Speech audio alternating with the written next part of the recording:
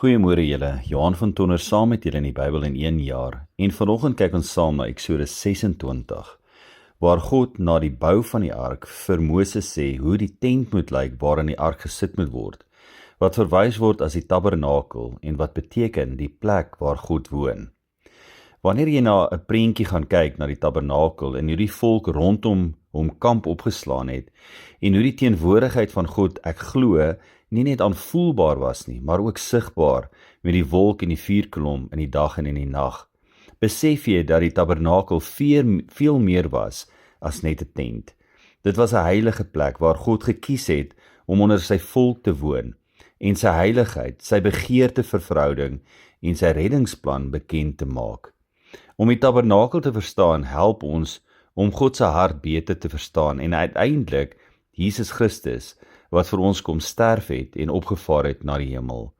Alhoewel die tabernakel 'n tydelike plek was vir aanbidding, en 'n plek waar God se teenwoordigheid was dit later vervang in Kanaan met Salomo se tempel en later deur Jesus Christus se offer aan die kruis en die uitstorting van die Heilige Gees, waar ons self word 'n tempel van God se teenwoordigheid en ons word 'n plek van ware aanbidding, soos wat Jesus aan die Samaritaanse vrou gesê het by die waterput, daar kom 'n tyd dat ons hom in gees en waarheid sal aanbid.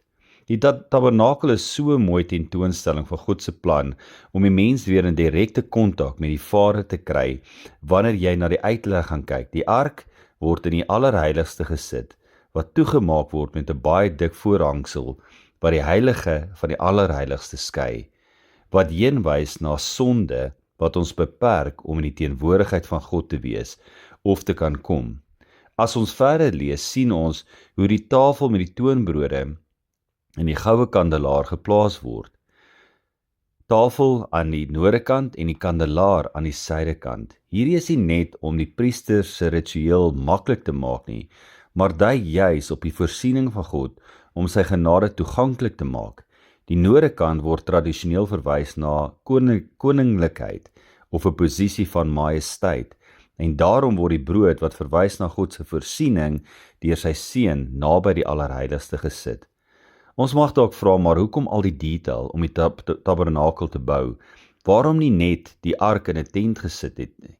Vir my is dit 'n toonbeeld van hoe dit in die hemel gaan lyk volgens Hebreërs 8, maar meer 'n heenwyse na God se heiligheid en die belangrikheid dat ons hom kan aanbid met 'n rein hart. Die hout word verwys na ons menslikheid en die goud na God se goddelikheid wat ons tekortkoming oordek en ons so waardevol maak. Elke deel van die tabernakel verwys na geestelike waarhede. Die offer, sondeskei ons van God, reiniging, ons moet gesuiwer word om na hom te kom. Lig, God lei sy volk, gebed, God hoor sy volk. Teenwoordigheid, God verlang na verhouding. Die tabernakel was 'n sigbare les oor wie God is en hoe 'n sondige mensdom 'n heilige God kan nader. Die tabernakel het bestaan sodat God naby sy volk woon. Israel oor heiligheid en sonde leer, 'n weg vir vergifnis deur offers wat gebring word en ware aanbidding te vestig onder die Israeliete. Die tabernakel het getoon dat God nie ver is nie. Hy begeer om onder diegene te woon wat hy liefhet. Ek wil julle aanmoedig om 'n paar keer hierdie hoofstuk te lees en net die goedheid van die Here hierin te sien.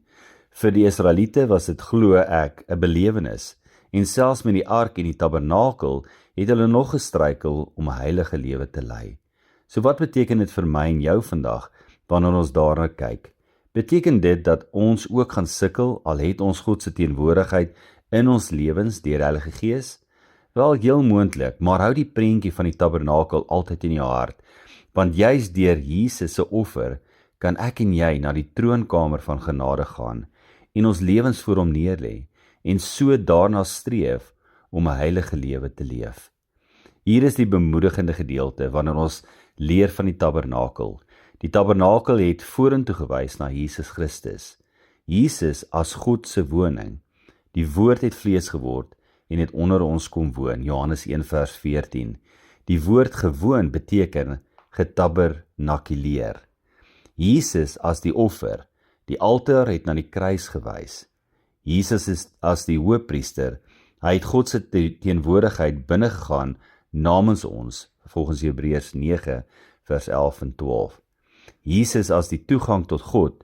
Toe Jesus gesterf het, is die tempelgordyn geskeur, wat die pad na God oopgemaak het, Matteus 27 vers 51.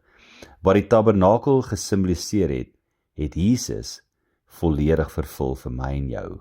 Mooi dag vir julle.